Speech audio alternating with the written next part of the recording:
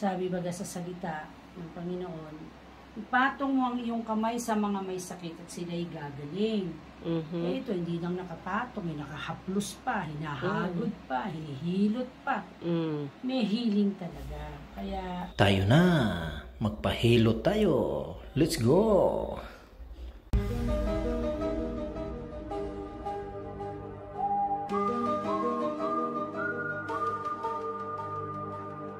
back na yan, yung thoracic area na yan, ano?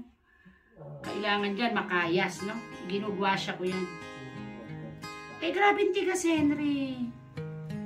Oh, grabing tigas. Palambutin, painitin lang muna natin. Magandang Madam Pinky ng Pinoy Healing Hands. Ako ba yun? Yes. The number 1. Kaya sino man sa inyo dyan na may mga masakit sa katawan, Punta na. search nyo lang sa Google. Ando na, Pinoy Healing Hands. Sobrang tigas, grabe.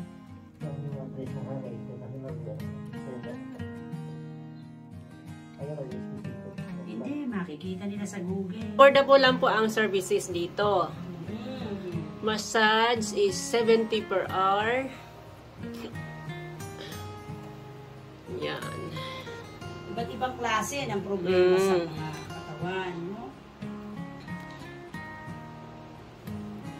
Pareho kayo ng kaso nitong si si Nelson. Yan, no? Siya dito sa kaliwa, ikaw sa kanan, no? Ha? Oo. Hindi, driver daw siya. So, ito mahusay itong guasya, no? Ang tawag ko dito, may magic bato. Pangkayas ng adhesions of the fascia. You know, connective tissues, no? Kahit namahis na ako lang. Ginagamit ko to para mabasag ko yung matitikas na connective tissue. Pero maganda din yan kasi hindi masakit yung kamay mo magdurog ng... Oo, tsaka ito may tusok. Mas precise siya pag kailangan kong galawin yung mga ugat-ugat na yan. No? No? Very effective siya, very healing. Ayan, pumupula na yung likod niya. Maganda yan sa sirkulasyon. Ano? Tsaka,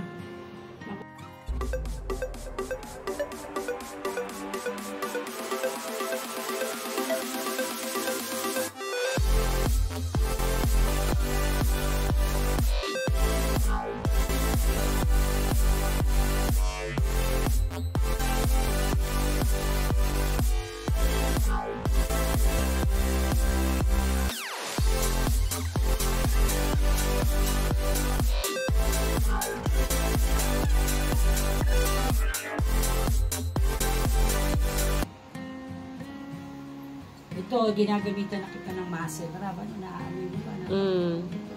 Gusto ko yung amoy. Relaxing siya.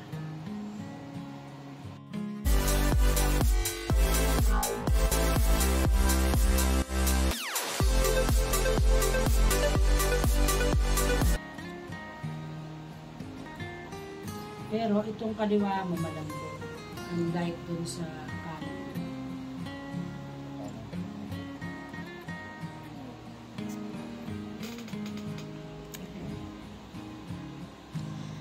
Madam Pinky, ilang years na po kayo nagmamasahe po? Alam mo, unang dumating kami New Zealand 2015. Nakatani kami. Sa Bay of Plenty. Ito na yung piniling kong gawing skill sa New Zealand. Kasi nag-aaral din ako ng Cosme sa Pinas. So, mas may healing kasi ang massage, no? Of course. Kaya, ito na rin parang continuation ng ministry ko. Kasi, sabi baga sa salita ng Panginoon, ipatong mo ang iyong kamay sa mga may sakit at sila'y gagaling. Eh ito, hindi lang nakapatong, nakahaplos pa, hinahagod pa, hinihilot pa. May healing talaga. Kaya, ito na. So, 7 years na. Yung business ko, 5 years. Nung nag 5 years nitong March, no? 5 years ng registered business. Kaya, na ako. Naka 5 taon na ako dito. Pero since we arrived 2015, ito na, doon pa lang sa Pakatani, naghihilot na ako. Pakatani. Tapos 2016, nagdiploma ako dito, no? Dito ako nag-take up ng diploma kasi kailangan natin ng teorya, ng anatomiya. Kailangan talaga dito. Oo, yung hindi naman lahat kasi yung mga general massage, mga general niya. Ang specialty ko kasi chronic pain and neuromuscular issues, no? Kaya yung may mga client ako na may mga like yung isa o operahan na sa hip replacement, nasi-save natin yun, ano? Na may pag alam mo yan, may understanding ka sa nangyayari sa katawan. Hindi opera ang sagot. Hindi. Pag pwedeng i-massage, i-therapy. Kasi kailangan padaluyin mo yung mga dugo at saka kuryente ng katawan, no? Itong spine natin, source ng kuryente ng katawan natin yan. Yung puso natin, yan ang nagpapump ng dugo natin. So, dugo at kuryente actually ang bumubuhay sa laman natin, sa mga katawan, buong katawan natin. So, yun ang kagandahan. Pag may understanding talaga, yung therapist talaga na nag-aaral, alam ang ginagawa. Kaya pag may dinaing yung client, masakitan dito ko.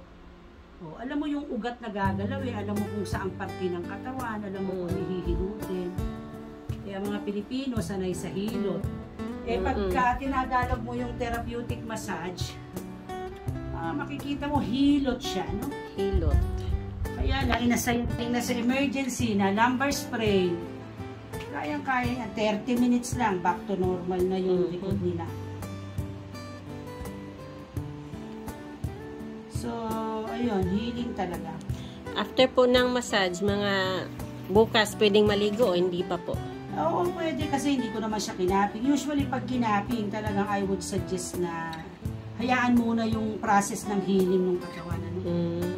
Pero, after the massage, pwede na siya bukas maligo, no? Kasi pa yan, nagpo-progress pa yung healing ng body, no? Dahil nag-create tayo ng init, no? Through the muscles, minanipulate natin. Very healing yun, no?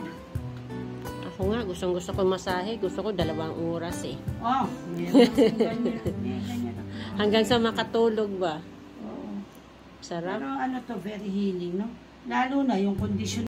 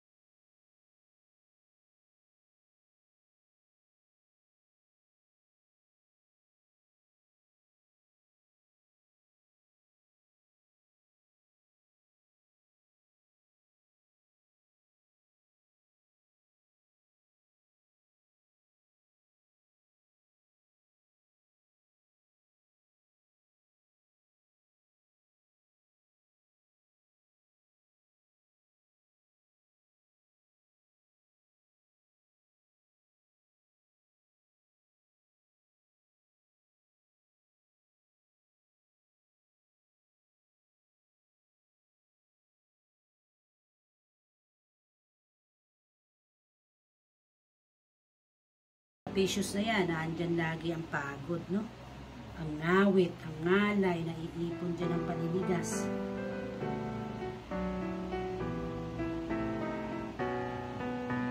Tapos makakatulong ito sa pag-ubo niya, no? Malulusin up ang niya, ang muscles ba, ang fascia, no? Para gumanda yung immune system niya. Sentro ng immune system nasa fascia. According to studies.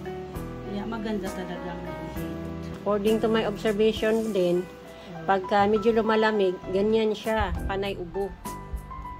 Kasi asthmatic siya. Alam mo, okay, asthmatic na siya, dapat talaga meron siyang regular na therapeutic massage.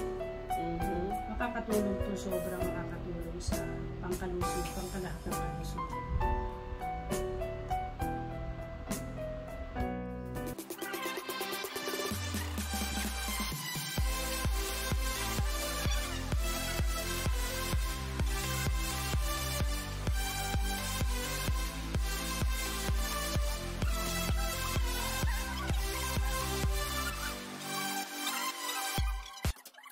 Dr. Henry Boy. All done for now. Ginawa ka na.